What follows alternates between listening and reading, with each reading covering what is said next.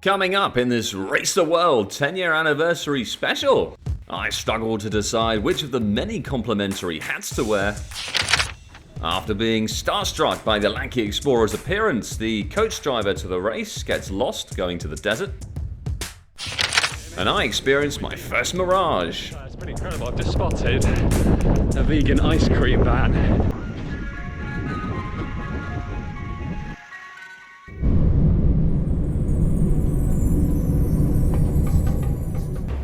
With Katie already having grown bored of my suggestions, she joins me for the 50k desert race.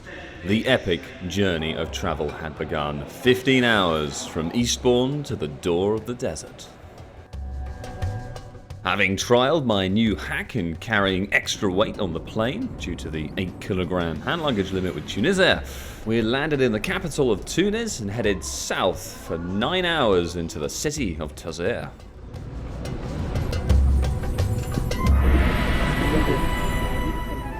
With the sun setting as we continued to head south through the many lively towns, I'd soon realised the word vegan had yet to be registered here, and therefore simple French phrases such as no poulet, no fromage, no œuf, s'il vous plaît, would become part of the mental furniture.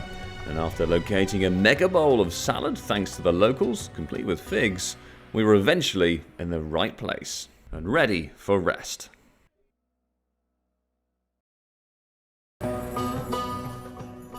Having woken up in what seemed like a paradise, the lanky explorer being rather more used to a hostile situation, it was time to register for the race and get organised.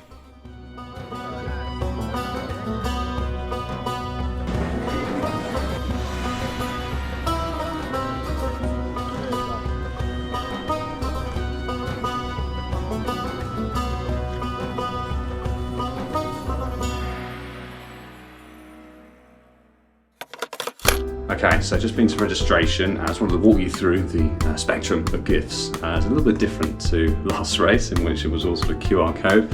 Here we go, strap in. Okay, so to start with, got a complimentary snood, very nice.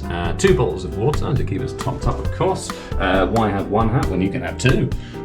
Lovely bit of orange juice there, very nice. Some supplements, some sort of cake thing. Dates. Not enough date for you? How about some date sugar? We've got some brownies, a lovely t-shirt, very cool design bag, and to top it off, a lovely little rug. Having made the difficult decisions on what to remove and add into my already severely overweight Tunisia hand luggage, it was time for some sleep before the hottest race of my running life began.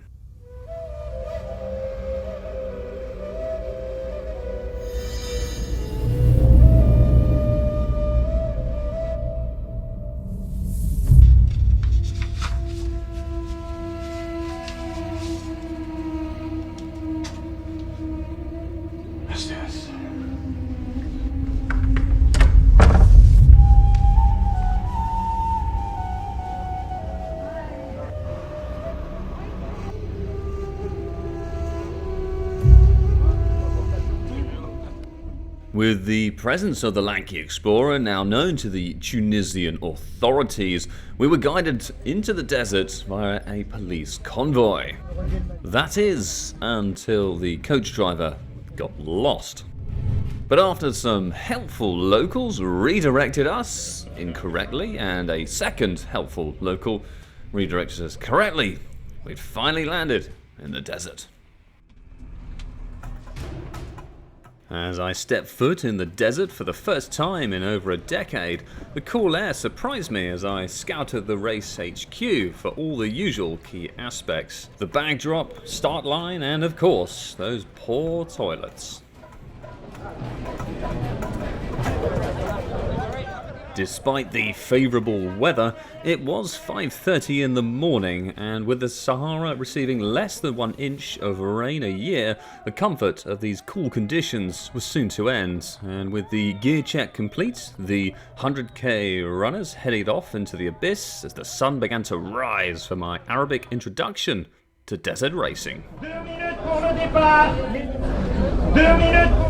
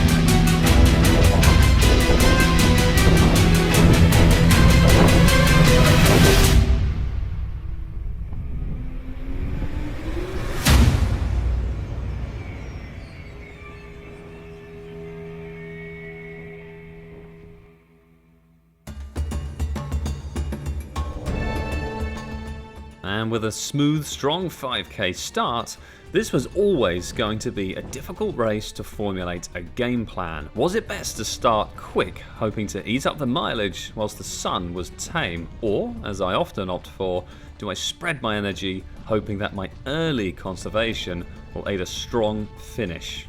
One way or the other, I was soon to find out.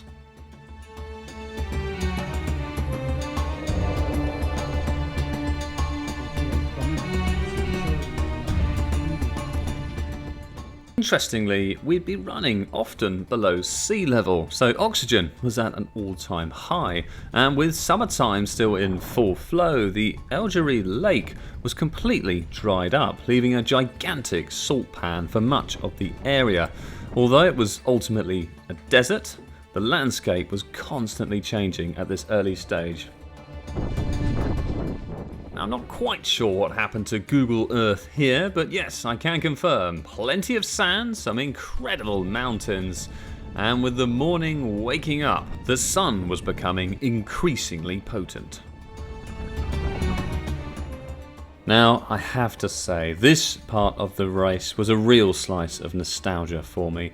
Many years ago, I travelled to Tunisia alone and enjoyed the trip, but I knew something was missing.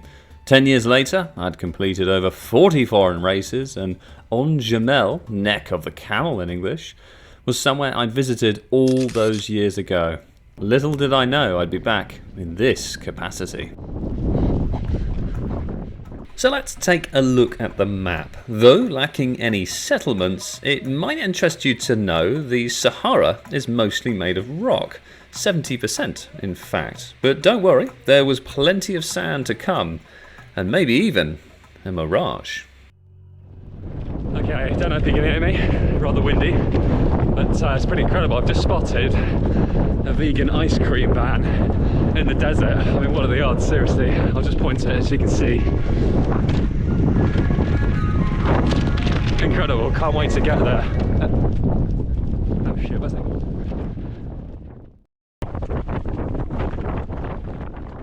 With the disappointment of a mirage confirmed, my hat suffered from Mexican wave syndrome as I continued to plough on through the windy desert onto the first aid station.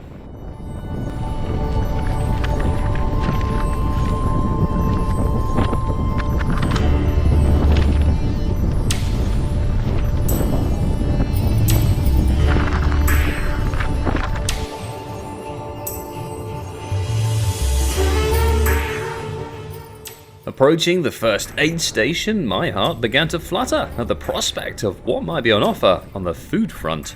And I have to say, it was a very sensible selection of sugary and salty snacks, including, you guessed it, dates. And as I embraced my media duties, here's a fun fact. The date palm was one of the first plants to ever be domesticated, all the way over 6,000 years ago, and now, coincidentally, grows across the globe in every continent. And if there's one thing I can guarantee you in this video, there will be more fun facts about dates.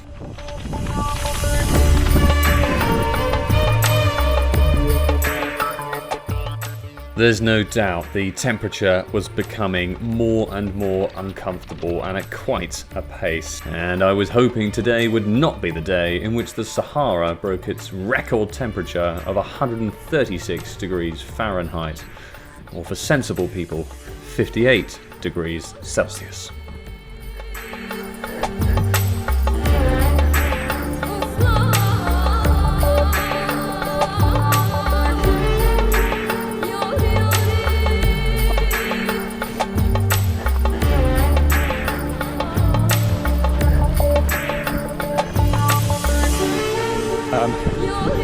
I've just spotted, luckily, an ice cream van. With another plant-based mirage popping up, the sand was beginning to find a way to infiltrate my expert, so I thought, double sock and gaiter method. It was getting deeper and progress was undoubtedly becoming harder. On the plus side though, the 30k mark was in sight, and a much needed hydration and a chance to top up on supplies and sun cream was just ahead.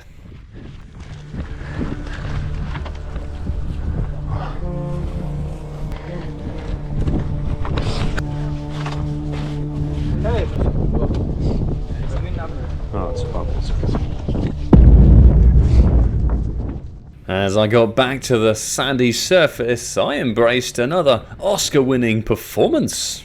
Sorry, I mean a genuine mirage. Yeah. About 2/3 in now, going fairly strong. I can't believe this. I was there the other day at a plant-based restaurant in Eastbourne. The Good Grub, it's fantastic, give it a go. You'll love it, trust me. I can't believe this. I had no idea they were opening a branch out in the desert. I don't know if you can see this just over my shoulder here. Just there in the corner, the lens, bottom left. Absolutely amazing. I really can't wait to get... Oh, what? Ah, not again. Not entirely sure what was going on with the hat there, but it was entirely necessary to soothe my mirage madness with, you guessed it, another date bar. And I feel it's time we engage in another fun fact. So here we go. Did you know there are over 200 types of dates? Fascinating.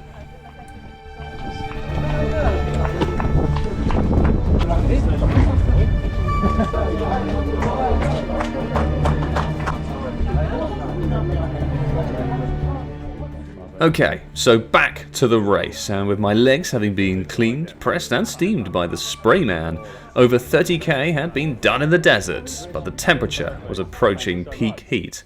And after the final aid station, I was told the next stop would be at 42k. Not far at all, right?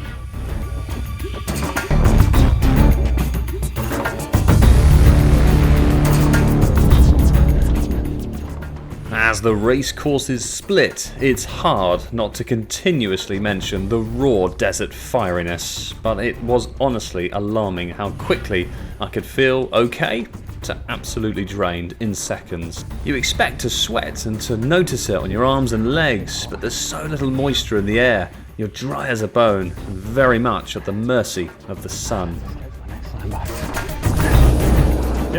As I began breaking the race down into smaller and smaller increments, the sandbags presenting themselves as the only obvious detail, I realised I'd been on my own for a while now and the aid station still wasn't in sight. So, we're approaching, well, we should have been approaching the final hydration stop for a while now. It's meant to be at 42k. I think we're about 45 now.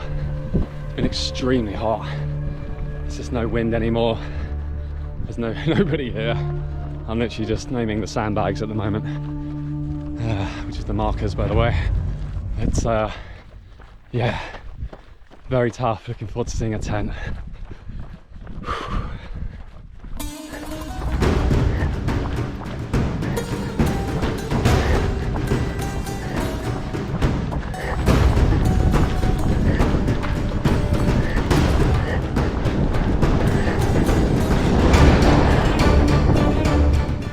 Finally, a tent, and at this point I didn't care if it was anything to do with the race, so I fumbled in with confidence, grabbed some water, and whilst I momentarily enjoyed the heat off my back, I realised that although this wasn't the farthest race I had ever taken on, this had quite possibly been the toughest from a mental perspective. But now, it was time to get this done, and the home run segment was here.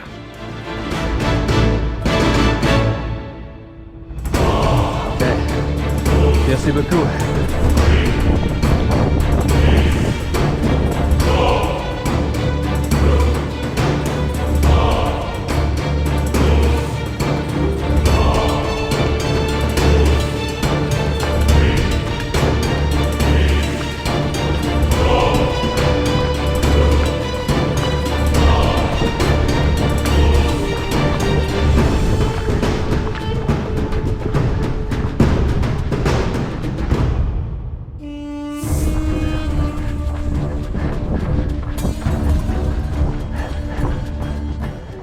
This was it. This was the moment I realised how long a mile really is, with the open desert sands teasing me and the finish line flags in the distance.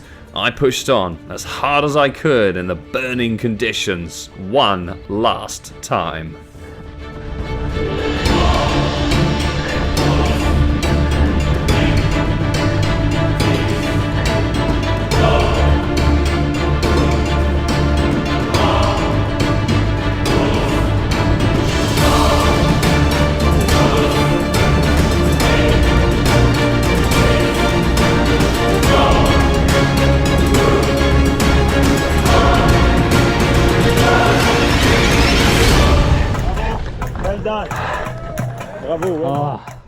And so, it was done. Another vastly challenging experience in the bag, and something I will carry with me through every race ahead. Never will I complain of British heat again.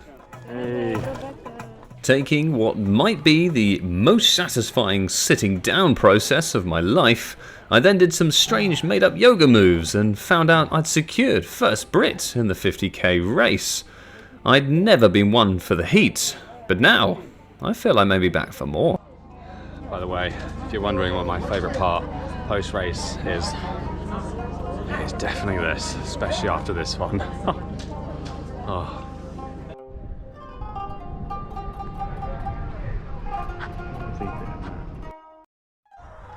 Hi there, lanky explorer here. Well, thanks again for watching that video. That really was a true test of mental resilience, something I've never experienced before, and trying to simulate that on the south coast of England was rather tricky, but some hot pod yoga and sauna sessions and wearing a few too many clothes on training runs seemed to do the trick and try to give me an idea of what it was going to be like out there in the Sahara. But overall, a good performance, dead chuffed to come first Brit in the race too. Now, of course, it's prize time, and this time you've got a fantastic chance to win a tube of CIS electrolyte tablets. Now, it's obvious in running that hydration is absolutely crucial, particularly if you happen to find yourself in the desert, but just generally absolutely pivotal. But also you've got other levels, electrolytes, sodium to keep up. And if you don't, that's when personally I feel I tend to hit the wall. So these will really help keep all your levels topped up, keep you feeling good, mentally in tune and physically ready for the challenges ahead. Couldn't recommend them more, and really did help in the desert. And to be in with a chance of winning this prize, it's a counting one, everybody's favorite. I need you to comment correctly on the YouTube video first. How many camels did you see in this entire video? The first to do so correctly will win. Well, as ever, thanks for watching. I really do appreciate it. Please like, comment, share, subscribe, even a high five in real life, whatever suits you. And honestly, it gives me the motivation to keep making these videos, which are really out there to hopefully inspire you to do more than you thought you could.